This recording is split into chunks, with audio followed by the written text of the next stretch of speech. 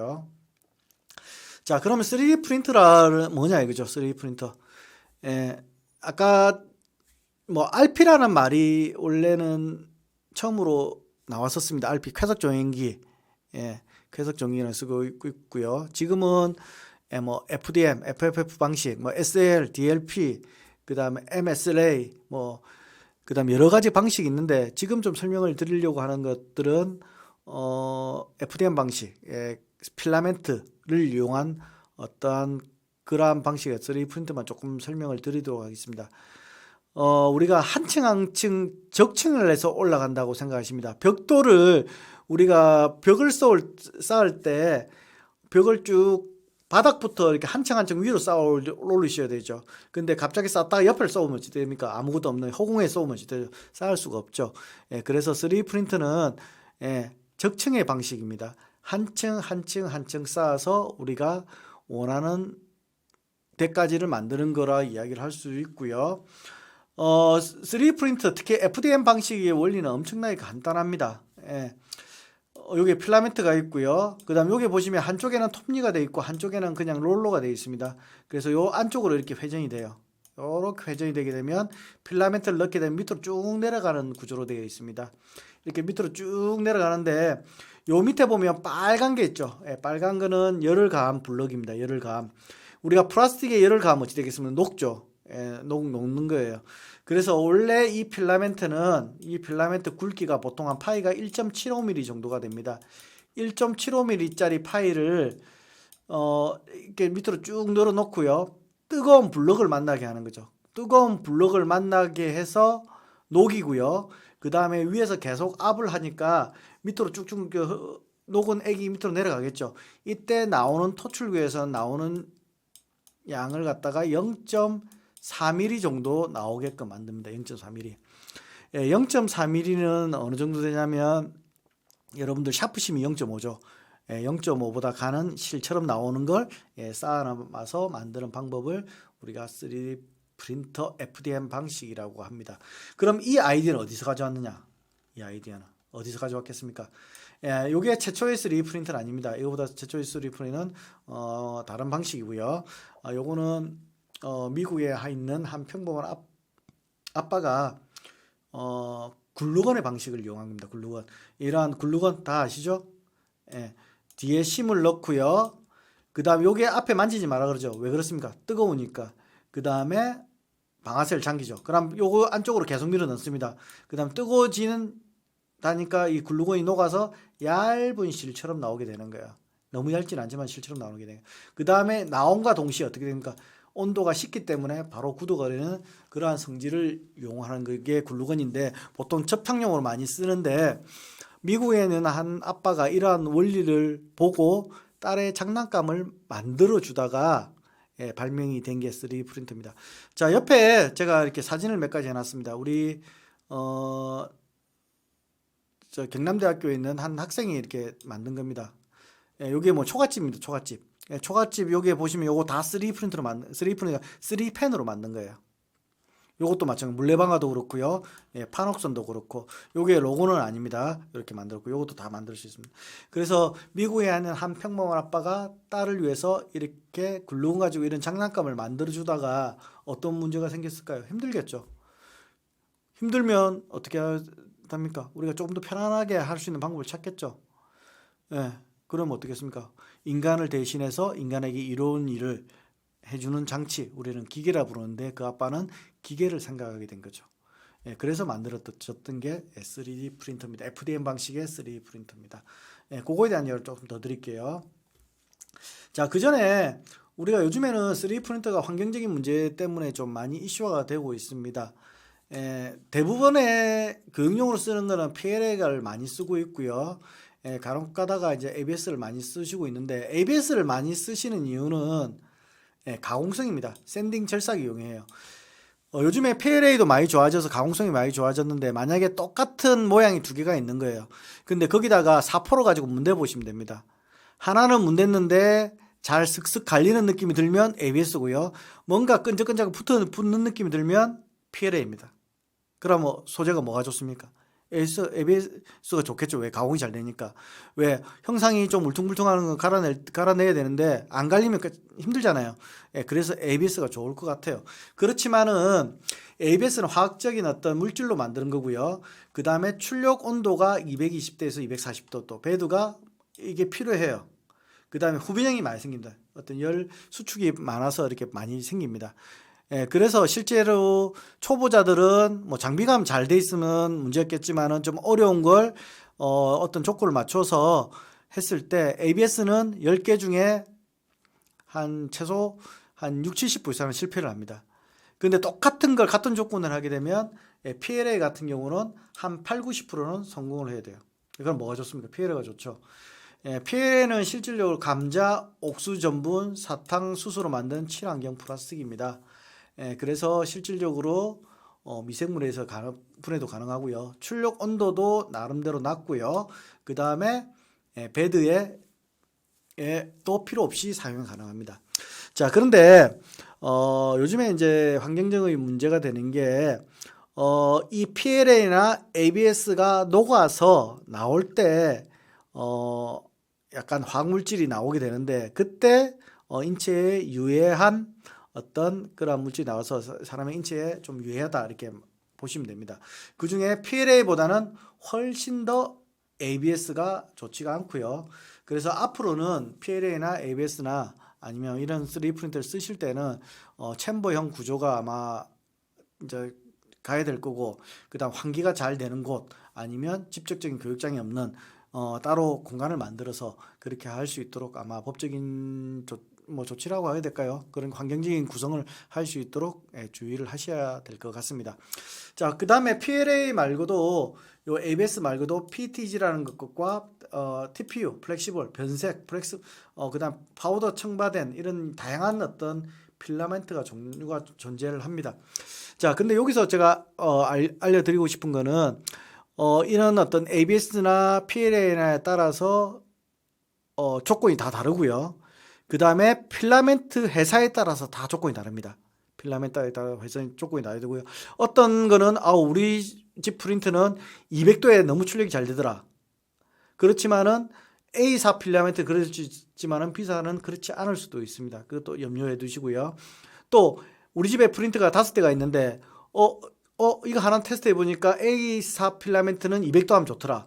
그래서 모든 걸 5대 다 200도로 맞추시면 또 조건이 안 맞을 수는 있습니다. 왜냐하면 그렇게 3D 프린터가 모든 조건에 다 맞게끔 온도가 컨트롤되고 아니기 때문에 다르다는 거 생각해 주시고, 필라멘트에 따라 장비에 따라서 다 다르기 때문에 여러분들이 조건을 잘 잡으셔서 쓰셔야 됩니다. 근데 만약에 개인이 쓰지 않고 어떤 기관에 가시면 기관의 분들한테 조건을 좀 말씀을 해달라고 하시면 잘 설명을 해 주실 겁니다. 자, 3D 프린터를 이야기하면서 가장 중요한 것 중에 하나가 수치 제어 기술입니다. 아마 제가 설명을 드렸는지 모르겠는데 NC 기술이라고 설명을 드렸을 건데 3D 프린터는 아까 뭐라 했습니까? 원래는 글루건을 들고 장난감을 만들어 주다가 발명이 됐다고 했지 않습니까? 자, 사람의 손으로 만들기 힘드니까 그걸 갖다가 기계로 대처한 거죠. 자, 사람은 머리가 있고 손발이 있어서 내가 원하는 생각대로 움직일 수가 있는 거예요. 이런 네모대로 내가 이 화살표 방향대로 생각해서 움직이면, 저도 보시면 이렇게 네모를 이렇게 그을 수가 있죠. 이렇게 그을 수가 있습니다. 글루건을 들고 쭉 이렇게 움직이시면 만들어지겠잖아요, 네모가. 그 다음에 이렇게 만들고 이렇게 만들고 이렇게 만들고 이렇게 만들면 이게 뭐가 되겠습니까? 3D 프린터죠. 자, 저는 이렇게 할 수가 있어요. 기계가 할 수가 있습니까? 없습니까? 못하죠. 그럼 기계한테 어떤 명령을 내려야 됩니까? 기계가 어떻게 돼요? 명령을 내려야 되겠죠. 그럼 그 명령어 체계가 어떻게 만들어졌을까요? 그 명령어 체계. 자, 우리가 쉽게 할 수 있는 방법이 있습니다. 만약에 다른 사람한테 이걸 이렇게 움직이라 할 때 명령을 내릴 수가 있죠. 오른쪽으로 3칸가, 위로 3칸가, 왼쪽으로 3칸가, 아래로 3칸가라고 이렇게 만들 수가 있습니다. 맞죠? 자, 그러면 기계 장치가 움직일 때 오른쪽 3칸, 왼쪽 3칸 이렇게 해서 명령어를 만들어서 이렇게 만들 수가 있는데, 그러면 오른쪽 왼쪽이라는 것은 대한민국에서 통용되는 언어이지, 한글이지, 미국이나 영국이나 일본이나 중국이나 언어가 다 다르겠죠. 그러면 전 세계가 알 수 있는 공통적인 언어로서 이 기계를 컨트롤해야 되겠죠. 그 공통적인 언어가 뭐겠습니까? 예, 그게 바로 수학입니다. 수학. 수학의 좌표. 예, 배우셨죠? 아마 중학교 때 배우시는 거 같습니다. 알고 있습니다. 이쪽에는 x 좌표, 이쪽은 뭐 y 좌표로 들은 거죠. 그럼 이쪽은 0,원점이라 보면 요거는 3,0, 요거는 0,3, 요거는 3,3, 요 0,3 이렇게 되겠죠. 요렇게 좌표를 이용해서 우리가 원하는 대로 기계를 움직이게끔 만드는 그러한 방법을 우리가 수치 제어 NC라고 합니다. NC. 예, Numerical Control이라고 이야기를 하게 되고요. 자, 이거는 저번에 첫 시간에 만들었던 CAD/CAM의 기술이고요. 자, 공간상에는 요거는 2D 평면이고요. 그래서 요거는 X 좌표와 Y 좌표 두 개밖에 없다. 그래서 2D, 2디멘전이라고 얘기할 수가 있고요. 그 다음 여기서 한쪽에 X, 요거는 Z, 요거는 Y. X, Y, Z 세 개가 다 있죠. 그래서 우리 요거는 3D 상이죠. 자, 실질적으로 3D 프린터는 약간 2D 컨트롤이 많습니다. 보통 평면 한 층을 다 성형을 하고 Z를 들어오려고 한 층을 다 성형하고 Z를 들어오기 때문에 평면 성형이 완전한 3D라기보다는 2D를 제어해서 2D와 제어해서 이렇게 만든다고 볼 수가 있고요. 그 다음에 레이저 커팅기 뭐 보셨는지 모르겠지만 레이저 커팅기는 뭐만 됩니까? XY 밖에 없죠. Z는 사람 손으로 왔다 갔다 합니다. 그래서 실질적으로 뭐 2D, 수디의 어떤 수치 제어 기술을 이용하는 게 레이저 커팅기 정도가 됩니다. 자, NC 수치 제어 기술을 이용한 것들은 엄청나게 많습니다. 제가 대표적인 거 여러분들이 보실 수 있는 내용들만 제가 이야기 드리겠습니다. 요거 뭐냐면 레이저 커팅기죠. 레이저 커팅기. 아마 이런 것들 아크릴 자르고 나무에 마킹하고 가죽에 마킹하고 만약에 여기도 보시면 여기 보시면 어딘가에 0,0이 있으면 요거의 흐름대로 잘라주면 되겠죠. 만약에 요거에 공룡 모양이 있으면 어딘가에 0,0이 있으면 여기는 뭔가의 좌표들이 있겠죠. 이게 좌표 딱딱 찍으면 되겠죠. 그래서 이 원하는 좌표대로 따라서 움직이게끔 만들어주는 기술이 NC 기술이죠. 그래서 끝단부에 자 끝단부라는 게 어디냐면 움직이는데 끝단부 이쪽에다 글루건을 달게 되면 3D 프린터가 되는 거고요. 여기에 레이저가 발생이 되도록 만들면 레이저 커팅기가 되는 거고요. 여기에 회전하는 공구를 만들게 되면 CNC 조각기가 되는 겁니다. CNC 조각기는 아까 대부분 다 XYZ 3차원을 다 움직이게끔 만드는 게 주력이고요. 그래서 입체적인 모양을 만드는 거고 레이저 커팅기는 XY를 만드는 거고 아까 3D 프린터는 어떻습니까? XY를 움직이고 Z는 약간 들려서 만드는 거고 또 그런 이용하는 기술은 또 있습니다. CNC 밀링 선반도 있고요. 3차원 측정기기도 좌표 기술을 이용하는 거고요. 그 다음 여기는 제가 또 빠져먹었는데 커팅 프로터라든가 아니면 이런 것들도 다 그렇게 되겠습니다. 자, 그러면 여러분들 왜 지금 이제 3D 프린터를 배우시고 제가 이 강의를 하게 되는가 이 이야기를 조금 드리면 시점이 좀 잘 맞아 떨어졌던 것 같습니다. 3D 프린터를 동작시키기 위해서는 뭐가 있어야 되냐면 하드웨어가 있어야 되고 하드웨어라는 것은 구조죠. 구조.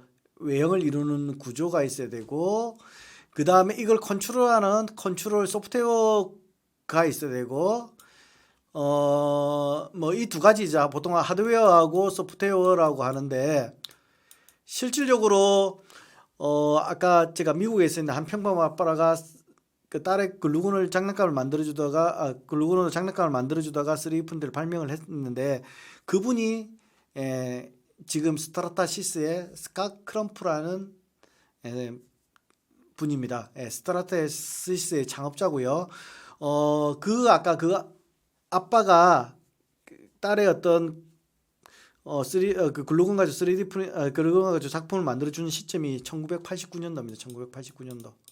1987년도 이때 아이디어를 만들어내고요. 그 다음에 1989년도에 이제 특허를 출원을 하게 돼요. 특허 출원. 특허는 몇 년 동안 보장이 됩니까? 발명가에게 약 20년도가 됩니다.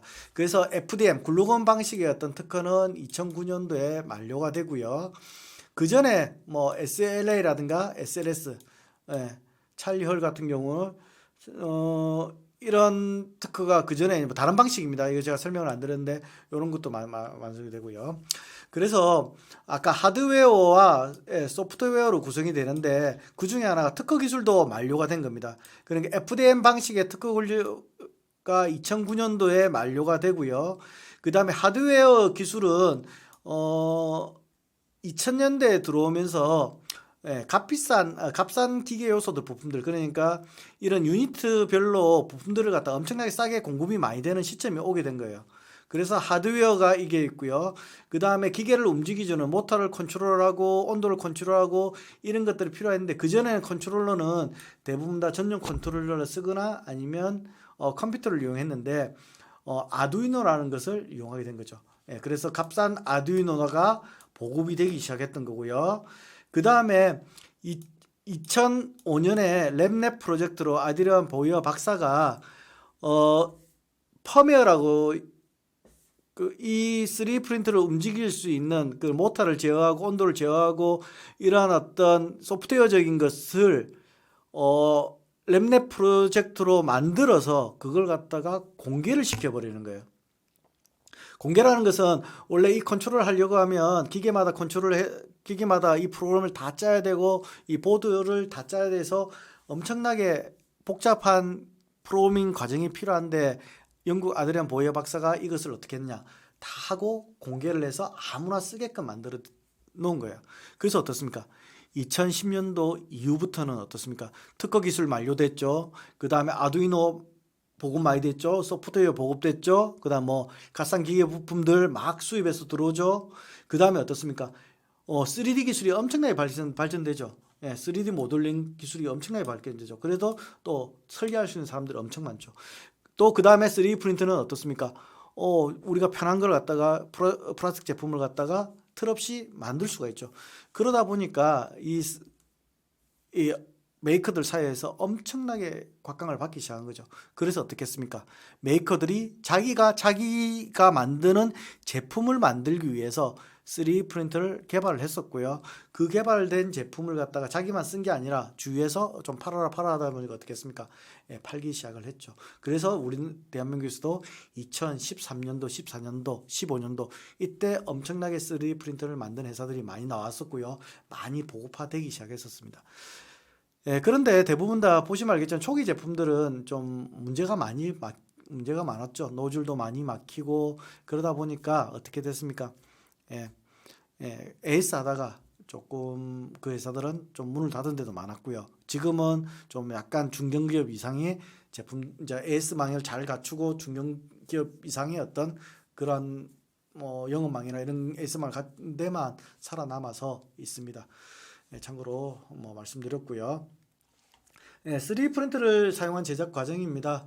여기까지만 설명을 좀 드리도록 하겠습니다. 아이디어를 구체화하는 시제품 제작 방법인데 3D 프린터 하는 방법에 대한 요 개념만 잘 잡으시면 3D 프린터를 쉽게 사용할 수 있습니다. 자, CAD 데이터라는 말씀을 드렸죠. 컴퓨터를 이용한 디자인 데이터가 필요한데 먼저 아이디어 발굴, 아이디어 개선 하셔야 되겠지만은, 아이템을 만들어야 되겠지만은 3D 프린터는 항상 3차원상의 3D상의 CAD 데이터가 필요합니다. 이 3D 데이터를 구하는 방법은 여러분들 직접 제품 설계를 하시는 방법이 있습니다. 아마 제가 첫 시간에 말씀드렸고요. 두 번째는 스캐닝하는 방법이 있습니다. 스캐닝 조금 설명드리겠습니다. 그 다음 사진을 이용하는 방법이 있고요. 인터넷을 이용하는, 자료를 이용하는 방법이 있고 그 외의 방법도 여러 가지가 있겠죠. 대표적인 방법을 여기까지 설명을 드렸고요. 이러한 입체적인 데이터를 슬라이스라는 게 필요합니다. 슬라이스라는 게 뭐냐면 제가 대표적으로 큐라라고 적어놨는데, 슬라이스는 아까 3D 프린터가 움직일 수 있는 좌표 데이터를 만들어주는 프로그램이라고 생각하시면 됩니다. 그 슬라이스를 이용해서 경로 데이터를 생성을 하게 되고요. 이 경로 데이터를 이용해서 3D 프린터를 전송을 해서 제품을 출력을 하시면 됩니다. SD 카드를 이용하시는 데도 있고요. 바로 뭐 블루투스를 이용하는 데도 있고요. 아니면 뭐 선으로 연결된 데도 있습니다. 이렇게 해서 우리가 출력을 하게 되는데, 자, 우리가 그 경로 데이터를 우리는 G코드라고도 부르기도 하고요. NC코드라고 부르기도 합니다. NC코드는 아까 뉴메리컬 컨트롤의 코드의 약자고요. G코드는 뭐 때문에 G코드라고 보시냐면 이게 그 안에 있는 경로 데이터의 내용들입니다. 여기 보시면 M이라는 것도 있고요.